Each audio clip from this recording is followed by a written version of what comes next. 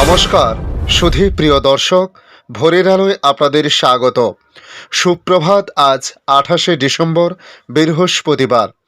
এই মুহূর্তে আবহাওয়ার সবচেয়ে বড় আপডেট। একের পর এক সিস্টেম ডিসেম্বর জুড়ে লাইন দিয়ে দাঁড়িয়েছে।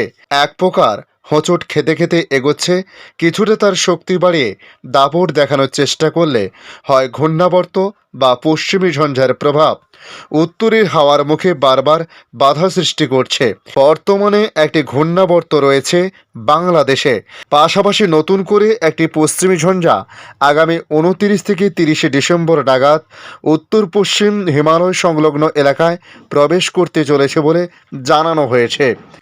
তাই আজ আপনাদের জানাবো আবহাওয়া দপ্তর কি জানিয়েছে, আজ এবং আগামী কয়েকদিনের আবহাওয়ার পরিস্থিতি কীরকম থাকতে পারে, তার সঙ্গে নতুন সিস্টেমের বিষয় কি জানানো হয়েছে, বাংলাদেশের আবহাওয়ার পরিস্থিতি কেমন কি জানিয়েছে তারা। তাই ধাপে ধাপে সংক্ষেপে আপনাদের জানানোর চেষ্টা করব এই ভিডিওর মাধ্যমে। তাই সবার আগে অনুরোধ করব ভিডিওর শেষ পর্যন্ত দেখার জন্য, এবং ভিডিওর কোনো অংশে যদি আপনাদের কিছুটা ভালো লেগে থাকে তাহলে অবশ্যই একটি লাইক করতে পারেন। দেখে নিন আজকের লেটেস্ট আপডেটে কি জানিয়েছে আবহাওয়া দপ্তর। আবহাওয়া দপ্তর জানিয়েছে তাদের সর্বশেষ আপডেটে এই মুহূর্তে আবারও একটি নতুন করে সিস্টেম তৈরি হওয়ার কথা বলা হয়েছে। তার পাশাপাশি আবারও একটি পশ্চিমী ঝঞ্ঝা প্রবেশ করতে পারে আগামী 30শে ডিসেম্বর নাগাদ উত্তর পশ্চিম ভারত সংলগ্ন দক্ষিণ হিমালয় প্রান্তে। এর ফলে একটি সাইক্লোনিক সার্কুলেশন তৈরি হওয়ার সম্ভাবনা রয়েছে রাজস্থান সংলগ্ন এলাকাতে।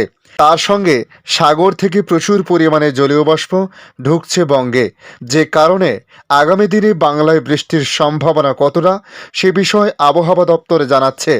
বৃষ্টিপাতের সম্ভাবনা বাংলায় কিছুটা আগামী দিনে তৈরি হচ্ছে, তবে জোরালো না হলেও উত্তর পশ্চিম ভারতে যেমন দিল্লি, পাঞ্জাব, হরিয়ানা, চণ্ডীগড়, উত্তরপ্রদেশ, মধ্যপ্রদেশ সহ একাধিক রাজ্যের পাশাপাশি দক্ষিণ ভারত জুড়ে আগামী 30শে ডিসেম্বর থেকে 3রা জানুয়ারি পর্যন্ত মাঝারি থেকে মাঝারি ভারী বৃষ্টিপাত হতে পারে বলে বলা হয়েছে। কোথাও কোথাও অতি ভারী বৃষ্টিপাতের সম্ভাবনা রয়েছে।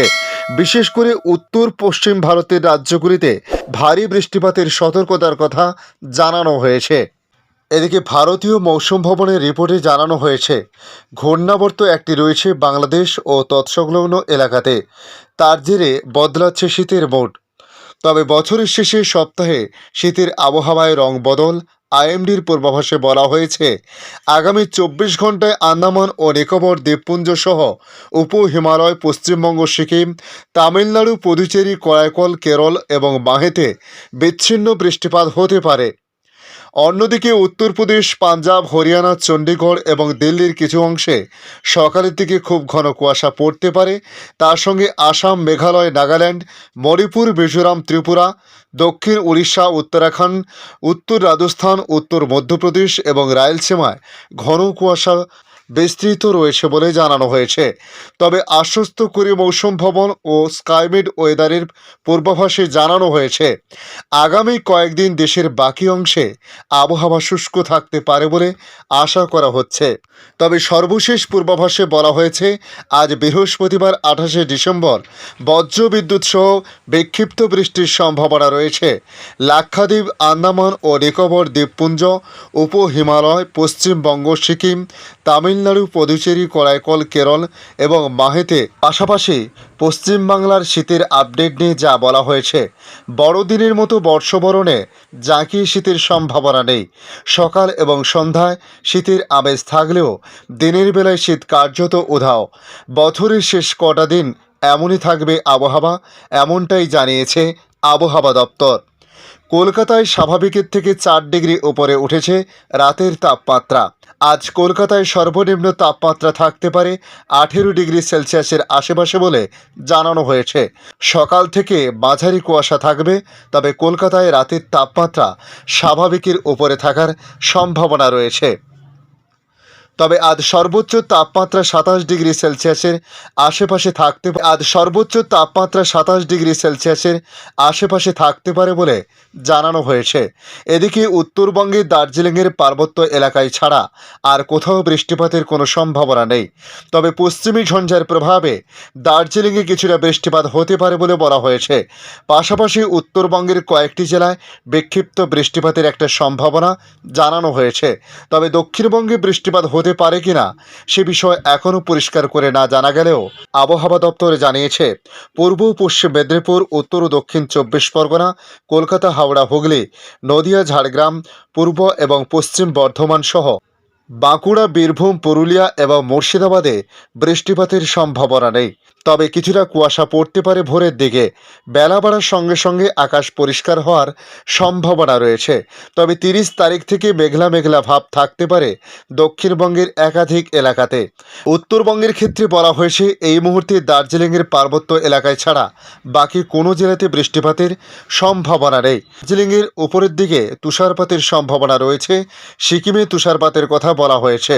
এই মুহূর্তে কলকাতায় সেভাবে কনকনে শীত থাকবে না আভাস আবহাওয়া দপ্তরের। তবে সকালের দিকে বা রাতের দিকে শীতের আমেজ বজায় থাকবে বলে জানানো হয়েছে। বেলা বাড়লে শীত উধাও হতে পারে, কিন্তু সন্ধে বা সকালের দিকে শীতের আমেজ থাকবে বঙ্গজুড়ে। আসছি বাংলাদেশে।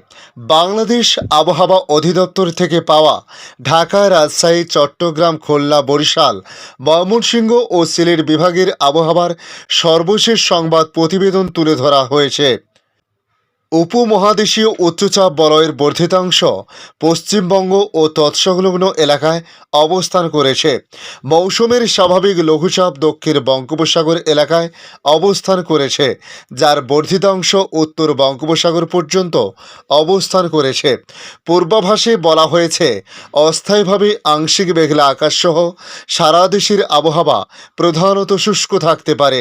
শেষ রাত থেকে সকাল পর্যন্ত দেশের নদী অববাহিকায় মাঝারি থেকে ঘন কুয়াশা এবং দেশের অন্যত্রে হালকা থেকে মাঝারি ধরনের কুয়াশা পড়তে পারে।